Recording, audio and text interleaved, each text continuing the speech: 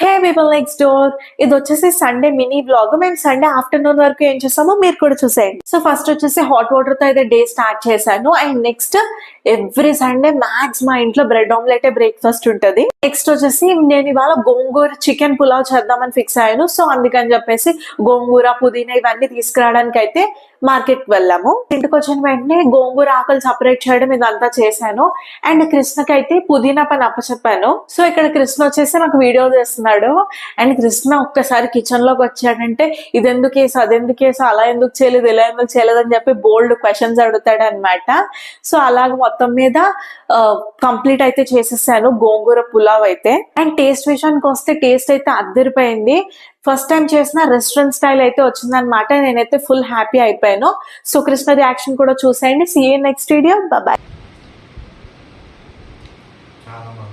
నిజంగా ఓకే.